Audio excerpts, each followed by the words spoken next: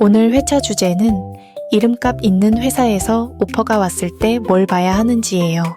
일본 MS에서 오퍼가 왔는데 무섭다는 사연, 액센추어랑 빅4 중 뭐가 다르냐는 사연, 맥킨지도 개발자를 뽑냐는 사연, 라쿠텐이랑 엔티티 데이터 중 어디가 나으냐는 사연, 그리고 반도체 회사가 요즘 그렇게 좋냐는 사연, 이렇게 5이 들어왔어요. 순서대로 하나씩 들어볼게요. 첫 번째, 외국계 오퍼가 무서우신 분 사연이에요. 저 사실 원하던 회사에서 오퍼를 받았어요. 그런데 막상 종이를 받고 나니까 기쁘지가 않고 겁부터 나더라고요.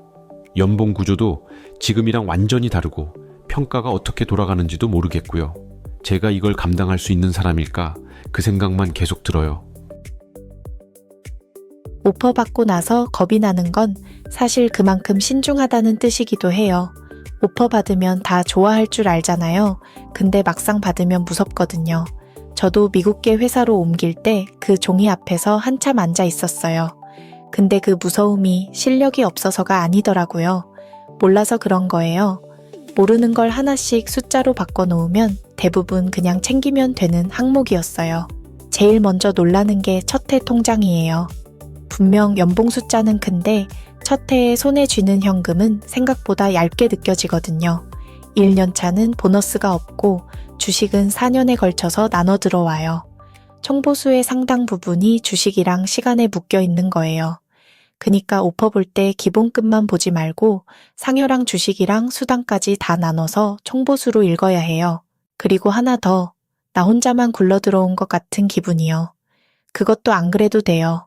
거긴 밖에서 들어온 사람이 거의 전부거든요. 평균 근속도 5년이 안 돼요. 옆자리 동료도 대부분 나처럼 중간에 합류한 사람이라는 뜻이에요. 잔업도 생각보다 많지 않고 휴가도 꽤 쓰는 편이고 출근도 일주일에 3번이더라고요. 자, 그럼 받기 전에 뭘 챙겨야 하냐면요. 먼저 레벨을 호칭 말고 숫자로 확인하세요. 회사마다 호칭 크기가 달라서 착시가 생겨요. 시용기간도 봐야 해요. 전문직은 보통 반년이고 진짜 승부는 첫 3달이에요. 지금 회사에서 잃는 것도 계산해야 하고요. 유급휴가는 처음부터 다시 쌓이고 아직 안 받은 주식은 사라져요. 그 사라지는 주식은 그만큼을 사이닝 보너스로 채워달라고 요구하는 게 보통이에요. 무서움은 정보가 채워지면 줄어요. 저는 숫자를 다 채워넣고 나면 그 오퍼가 나한테 맞는지 그때 차분히 저울에 올려볼 수 있을 거예요. 두 번째는 컨설팅 회사 비교하시는 분 사연이에요. 지금 미국계 컨설이랑 빅4 중에 한 곳에서 오퍼를 받았어요. 둘 다 종합 컨설이라고 하는데 솔직히 뭐가 다른지 잘 모르겠더라고요. 연봉 숫자도 비슷비슷해 보이고요. 몇 년 뒤를 생각하면 어디가 더 나은 선택인지 그게 제일 궁금해요. 그 고민 저도 옮길 때 똑같이 했어요. 예전에 미국계 컨설에 있을 때 옆 팀에 빅4에서 넘어온 사람이 꽤 있었거든요. 그 사람들 얘기 들어보면 시작할 때는 다 비슷해 보이는데 몇 년 지나면 길이 좀 갈리더라고요.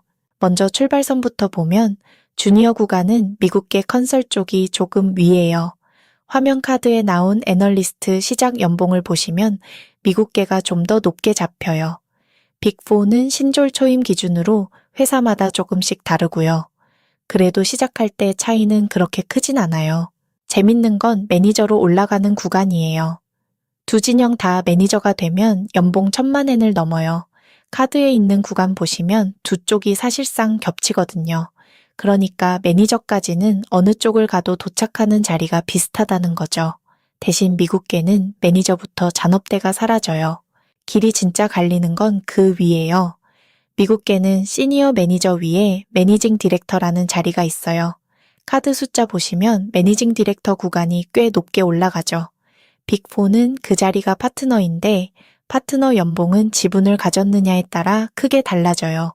파트너 되면 수억엔이라는 얘기도 도는데 그건 지분을 가진 파트너 얘기고 공표된 근거는 딱히 없더라고요. 숫자를 얼마나 믿을 수 있느냐도 좀 달라요. 미국계는 평균 연봉이 공개 지표로 잡혀요. 빅4 일본 법인은 비상장이라 지금 보신 숫자들은 대부분 전직 사이트 추계예요. 퇴직금이나 연금 설계도 회사마다 구조가 다르고요. 어느 쪽이든 일본은 3년 안에 옮기면 퇴직금에서 불이익이 있어서 이직 타이밍은 같이 챙겨야 해요. 정리하면 시작은 미국계가 조금 유리하고 매니저까지는 거의 같고 꼭대기에서 갈려요. 그래서 지금 당장 몇십만 엔 차이보다 5년 뒤에 내가 어디까지 올라가고 싶은지가 더 큰 질문인 것 같아요. 그 답은 사연 주신 분만 낼 수 있는 거겠죠. 세 번째는 전략 컨설팅이 궁금하신 분 사연이에요. 저 도쿄에서 백엔드 개발하는 3년 차인데요.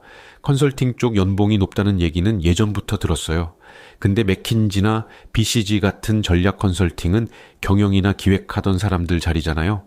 저 같은 개발자는 애초에 못 넘보는 벽인 줄 알았거든요. 요즘은 다르다는 말도 있던데 개발 경력만 가지고도 그런 회사에 갈 수 있나요? 백엔드 3년 차면 다음 트랙을 재는 게 자연스러운 시기예요. 저도 개발하다가 컨설팅으로 넘어올 때 전략계는 아예 다른 세계라고 생각했거든요. 경영대 나오고 기획하던 사람들 자리라 개발자가 낄 틈은 없다고 여겼어요. 그런데 최근에 전략 컨설팅 안쪽이 좀 바뀌었더라고요. 예전엔 없던 데이터하고 AI 직군이 새로 생겼거든요. 기술 배경을 가진 사람이 들어갈 자리가 거기 열린 거죠. BCG는 이 조직 이름을 아예 따로 두고 있더라고요. 연봉 얘기를 안 할 수가 없는데요. 단계가 꽤 촘촘하게 올라가요. 처음 애널리스트로 들어가도 시작 자체가 낮지 않고요. 30즈음에 올라가는 매니저 자리는 또 한참 위에요. 파트너까지 가면 단위가 달라지고요. 같은 컨설팅이라도 회사마다 평균이 꽤 달라요. 전략계는 그 중에서도 제일 위쪽 봉굴이고요. 종합계라고 부르는 쪽하고는 눈에 보이게 단차가 있더라고요. 그래서 저는 뽑느냐 안 뽑느냐 그것보다 기술하던 사람이 앉을 자리가 새로 생겼다는 쪽을 봐요. 다만 들어갈 때 직급이 어디냐가 나중을 크게 가르더라고요. 오퍼를 받으면 호칭 말고 단계랑 숫자로 꼭 확인해 보시고요. 개발자가 못 넘볼 벽이었는지 이제 문이 하나 난 건지 저도 요즘 다시 보는 중이에요. 네 번째는 두 회사 중 고민하시는 분 사연이에요. 라쿠텐이랑 엔티티 데이터 두 군데서 오라고 연락이 왔어요. 한 곳은 큰 벤처 느낌이고 다른 한 곳은 오래된 SI 회사더라고요. 연봉만 놓고 보면 헷갈리는데 솔직히 어디가 나은 건지 모르겠어요. 선배님이면 어디 가시겠어요? 그 고민, 저도 예전에 똑같은 자리에 서봤어요. 두 회사 이름을 나란히 적어놓고 며칠을 들여다봤거든요. 근데 저울에 엉뚱한 걸 올려놓고 있었더라고요. 높이만 재고 있었는데 알고 보니 봉구리 모양이 서로 달랐어요. 연봉 사다리부터 같이 볼게요. 라쿠텐은 주니어에서 시작해서 매니저 위까지 올라가는 폭이 넓어요. 엔지니어 평균이 800만 엔을 좀 넘는다고 나와 있고요. 엔티티 데이터는 전체 평균이 그보다 조금 더 높게 잡혀요. 다만 그 평균은 특정 회사 기준이라 그대로 다 믿기엔 좀 조심스러워요. 게다가 작년에 완전 자회사가 되면서 그 숫자가 사실상 마지막으로 공개된 값이거든요. 봉구리 높이만 보면 라쿠텐이 조금 위에요. 근데 그 반계단 차이를 엔티티 데이터는 복지로 메워요. 가족 보조 같은 게 연봉표 밖에서 따로 붙거든요. 승진도 계단이 또렷해요. 주임을 몇 년 채우고 과장 올라갈 땐 시험을 봐요. 라쿠텐은 강등이 없는 대신 중간에 벽이 하나 있어요. 그 구간에서 오래 막히다 다시 이직하는 분들을 좀 봤어요. 제일 크게 갈리는 건 사실 입구예요. 라쿠텐은 처음부터 외국인을 뽑으려고 만든 문이에요. 영어로 들어가요. 개발 신입에 8발 넘게 외국적이었던 해도 있었대요. 엔티티 데이터는 일본어가 기본인 문이고요. 그니까 영어를 무기로 쓰고 싶으면 라쿠텐 쪽이 편해요. 일본 조직에 오래 뿌리 내리고 싶으면 엔티티 데이터가 맞고요. 어디가 위냐는 질문엔 저는 답을 못 내리겠어요. 무엇을 얻고 무엇을 지킬 거냐? 그 질문으로 바꿔서 다시 저울에 올려보면 어떨까 싶어요. 마지막은 반도체 회사가 궁금하신 분 사연이에요. 저 도쿄에서 3년차 개발자로 일하고 있는데요.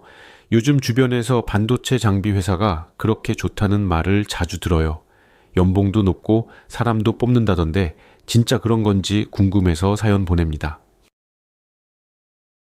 그 말 요즘 저도 여기저기서 듣더라고요. 사실 예전엔 반도체 쪽은 저랑 먼 세계라고만 생각했거든요. 그런데 몇 년 사이에 분위기가 좀 달라진 건 맞아요. 이직 시장에서 연봉 높은 자리는 대부분 IT랑 컨설팅에 몰려 있어요. 그 두 축 바깥에서 경력직 문이 늘 열려 있는 곳이 반도체 장비 업계더라고요. AI 반도체 수요가 커지면서 직접 수혜를 받는 자리가 늘고 있고요. 기술직이면 중도 채용으로 들어갈 여지가 실제로 있다는 게 다른 제조업이랑 다른 점이에요. 연봉이 어느 정도인지 직급별로 화면에 띄워 둘게요. 주니어가 500에서 800만 엔, 시니어가 900에서 1,400만 엔, 매니저가 1,400에서 2,000만 엔, 경영에 참여하는 파트너급이면 2,000에서 3,000만 엔까지 가고요. 회사마다 성격이 또 달라요. 어떤 장비 회사는 평균 연봉이 1,600만 엔대예요. 평균 나이가 37쯤이고요. 여기는 작년 상여가 17달치가 넘게 나왔대요. 사내의 개인 손익을 따지는 회계가 있어서 그게 보너스로 바로 연결되는 구조라고 하더라고요. 검사 장비를 사실상 혼자 만드는 회사도 평균이 1,600만 엔대고요. 높은 연봉이 다는 아니잖아요. 어떤 큰 회사는 평균이 1,300만 엔대인데 일하는 방식이 좋기로 유명해요. 이직률이 1%도 안 되고 잔업이 한 달에 25시간 정도래요. 유급휴가도 80% 넘게 쓰고요. 과장급이면 1,400만 엔 이상, 부장급이면 2,000만 엔 이상 받는다고 하고요. 그래서 반도체가 좋다는 말은 숫자로 보면 과장은 아니에요. 다만 산이 높다고 다 같은 산은 아니더라고요. 성과가 바로 보너스로 오는 회사가 있고 안정과 워라밸이 강한 회사가 있고요. 산 높이만 보지 말고 문이 얼마나 넓은지 그 안에서 어떻게 일하는지까지 같이 보면 좋을 것 같아요. 오늘 5사연 다 들어봤네요. 이름값 있는 회사 오퍼는 첫 해 통장 숫자보다 받기 전에 챙길 게 따로 있다는 것도 봤고 미국계 컨설과 빅4는 출발선이랑 위로 올라가는 길이 다르게 갈린다는 것도 짚었어요. 전략 컨설팅도 요즘은 개발자를 찾는다는 것, 같은 컨설팅이라도 회사마다 평균이 다르다는 것도 봤고요. 연봉 봉구리만 보지 말고 입구가 어떻게 갈리는지까지 같이 보면 된다는 얘기까지 했어요. 자세한 숫자랑 근거는 설명란에 정리해뒀으니까 편하게 보세요. 다음 회차는 연봉이 올라도 왜 돈이 안 모이는지 그 이후의 이야기로 가볼게요. 그럼 다음 회차에서 봐요.